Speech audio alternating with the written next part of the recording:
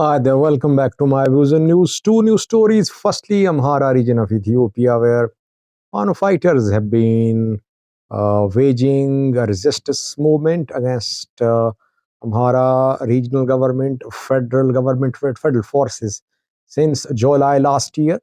Now, it is being reported by some sources that Fano groups have decided to take their resistance movement to a new level, that they're going to conduct some operations in coming days. I have received some information which I want to share with you. My analysis as well. I want to talk about Fano's military strategy. Are they going to shift the gears? Are they going to change the gears? Details for in this video. Secondly, a war of words between Somalia and Somaliland. Two statements in the last 24 hours, one from Somalia Civil Aviation Authority, which leveled allegations against Somaliland authorities that they are disrupting air traffic in Somalia. Then Somaliland also issued a statement about the death of civil aviation engineer in Mogadishu. The engineer is from Somaliland. Firstly, viewers, Fano fighters, Fano groups are operating in almost all parts of the Amhara region. They have relatively less presence in Wag Himra and Ago Avi zone, and in South Wollo too. To some extent in Oromia Special too.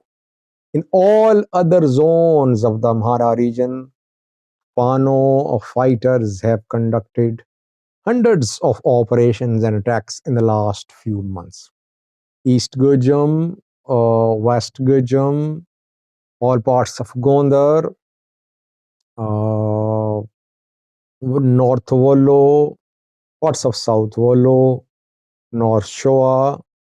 They have carried out hundreds of attacks in all these zones. But so far, we have seen that Fano's mode of operations is that Fano adopts guerrilla tactics. Fano groups operate in small units. Units consisting of a few dozen fighters in most cases, a few hundred in some cases, but never a few thousand. Fano groups learned from Tigray war. Tigray fighters, Tigray Defense Force, try to organize itself into a regular army and a military comprising more than 300,000 fighters was established by TDF channels. But when you raise a big military, obviously you need weapons too, you need air power as well, you need missiles too, you need defensive weapons too. So TDF strategy, military strategy, backfired when drones were launched by Ethiopian military, and Eritrea became involved as well. It was involved from day one. Fano fighters have adopted a different tactic in the Amhara region. Fano groups are operating independently. I mean, the groups operating in Gondar have no connection with groups operating in Shoa. Their decisions are being made locally. Their commanders are making decisions locally. On some level, they could be connected, but basically they are working, operating, making decisions independently, separately. That is why they are surviving. And if one group suffers some losses, if one commander dies, it means the struggle will continue. Now, it is being reported by several pro-Fano news sources. Being reported today that the Fano groups have decided to take their struggle to a new level. Now they've decided to start regular battles. They want to shift from guerrilla war to regular battles against Ethiopian National Defense Force. And they want to kick Ethiopian National Defense Force out of the Amhara region. and that in coming days, this new strategy will be adopted by Fano fighters. I tried to contact some Fano groups, by the way. I wanted to get information from the horse's mouth. So far, I have not been able to connect with reliable people who know what Fano groups are up to or who are in close collaboration with them. But I want to share my analysis with you. I think Fano survived in the Amhara region for two reasons. Firstly, it operated like a guerrilla force. It did not try to turn into a regular army. It adopted guerrilla tactics. Its groups operating independently, separately, it survived. Secondly, it got immense public support. It got uh, logistics, weapons, intelligence about movement of military through the people of the Amhara region. These two are main factors which helped Fano survive. I think if Fano groups decide to start regular battles, they would need to organize themselves in bigger units, and they'll be more vulnerable to losses too, more vulnerable to drone strikes, more vulnerable to losses uh, by the use of heavy weapons by Ethiopian military. I personally, I'm taking this report with a pinch of salt, but pressure is there on Fano groups, by the way. People, groups in Mhara, diaspora, they want Fano to reach Addis Ababa as early as possible. And they have been making claims since last year that Fano would reach Addis Ababa. Fano is close to Addis Ababa. I've been saying between Addis Ababa and Fano there is Oromia. And a few kilometers of Oromia is going to be the toughest part of Fano's journey towards Addis Ababa. Secondly, I've been saying that Fano's survival is in the mode of struggle which it has adopted. So I personally don't believe that Fano groups would now shift towards regular battles. Though pressure is there on them, somehow they'll have to readjust their military strategy so that, of course, they cannot keep on fighting forever.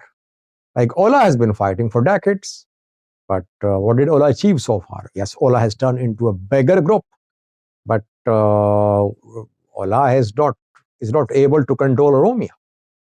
Fano groups will have to make big decisions. At this point of time, I don't think Fano groups will go for regular battles. But I will update you once I connect with those people who are close to Fano. I just wanted to share my analysis with you. Secondly, the war of words between Somalia and Somaliland. Somalia's Civil Aviation Authority issued a statement yesterday. Is Somalia planning to ban all flights to Somaliland? There are two airports, I think, in Somaliland where international flights arrive. And maybe Somalia could resort to this move as well. Because yesterday's statement by Somalia indicates that level of tension between the two sides is rising.